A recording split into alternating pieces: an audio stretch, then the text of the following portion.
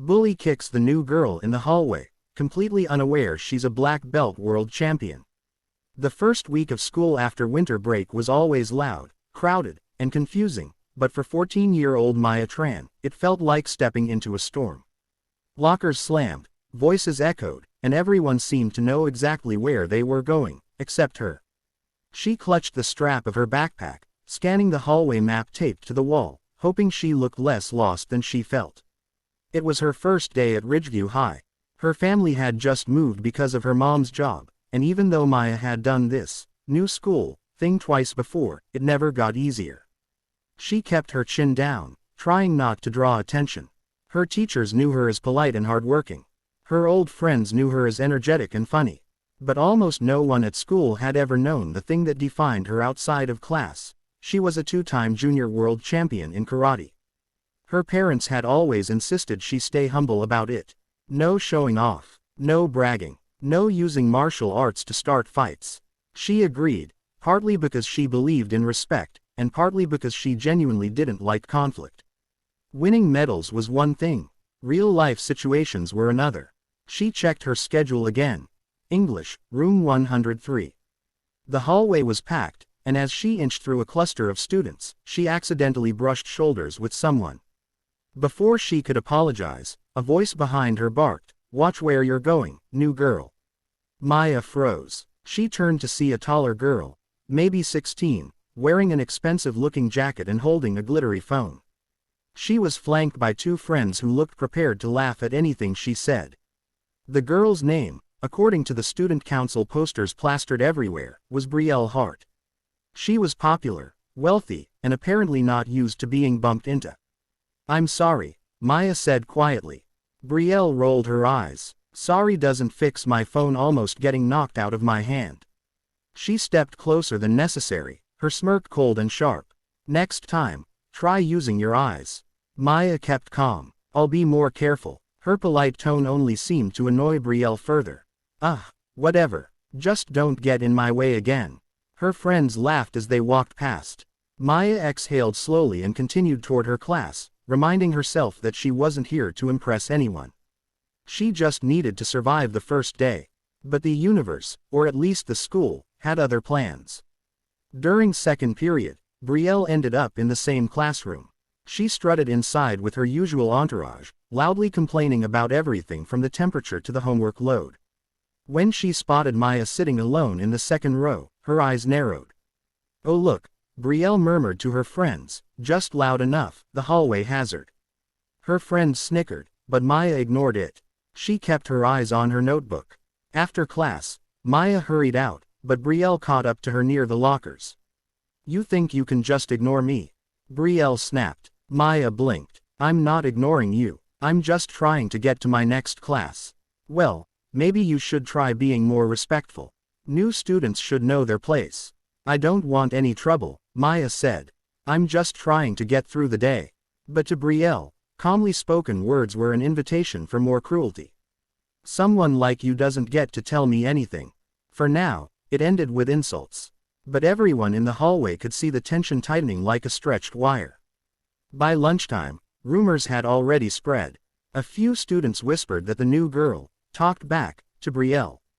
Others exaggerated the story until it sounded like Maya had deliberately shoved her.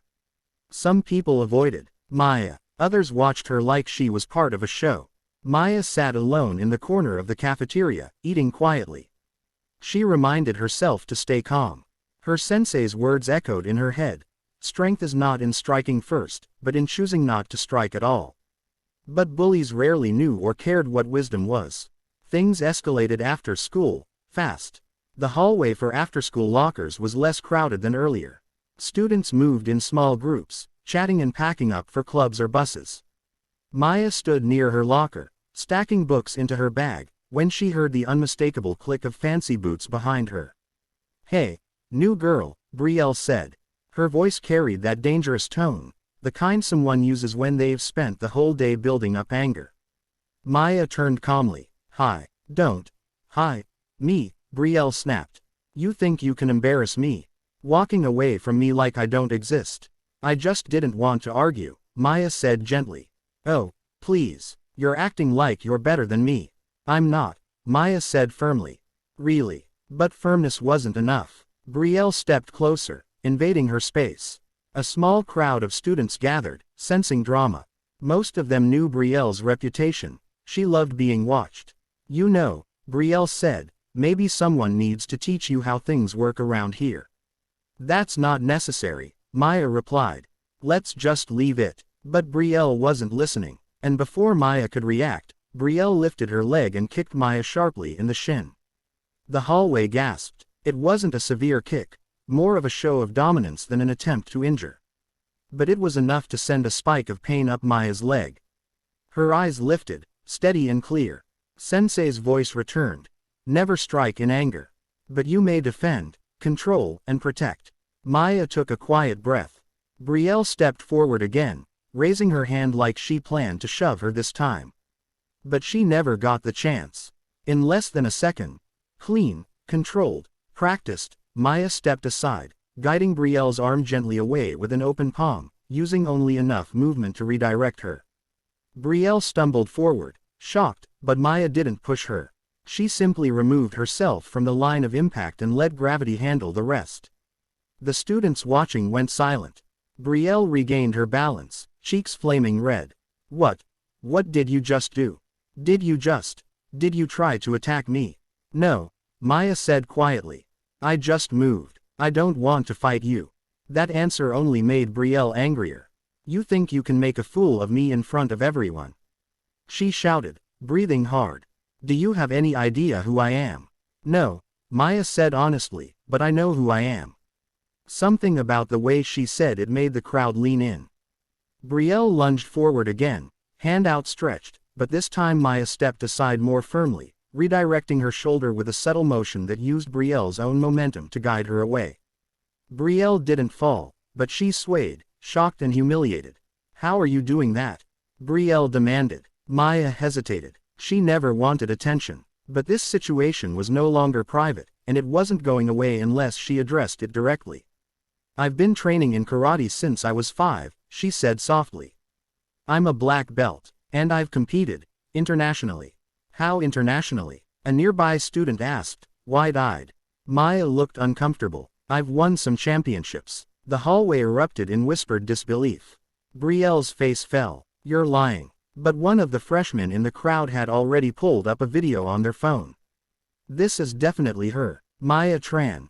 2-time youth world champion. She was on TV. Students murmured, turning their screens so others could see. Brielle's confidence drained fast. I didn't know, she said, trying to salvage her pride. You didn't have to know, Maya said gently. You shouldn't kick or shove anyone, champion or not. Something in the way she said it, steady, calm, not cruel, hit Brielle harder than any physical move could.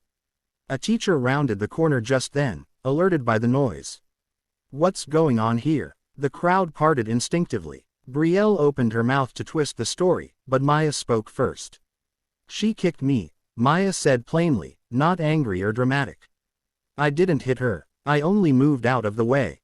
Eyebrows rose around the hallway. Even Brielle looked stunned. The teacher sighed, shaking her head. Brielle, this is serious. Come with me. For once, Brielle didn't argue. She followed the teacher, her face pale and silent. When they disappeared down the hallway, the students turned to Maya. That was amazing, one whispered.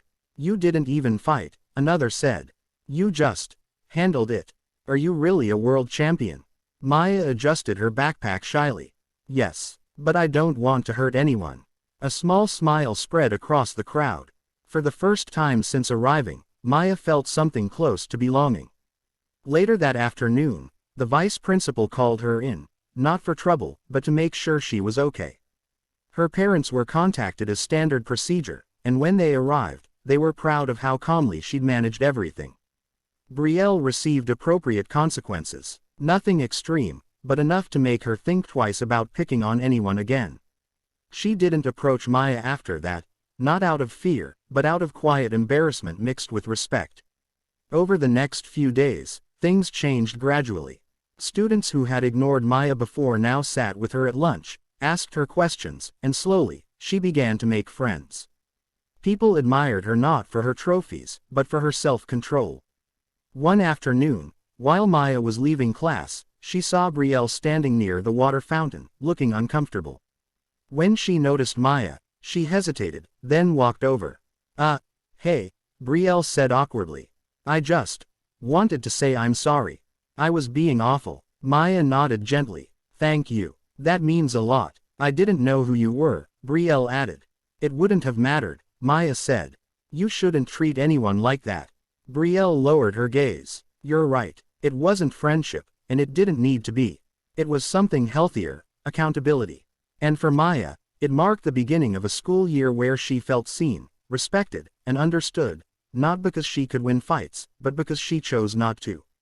She walked home that day with a quiet smile, feeling lighter than she had since the move. Sometimes, strength wasn't about power. Sometimes, strength was simply choosing peace in a world that didn't expect it.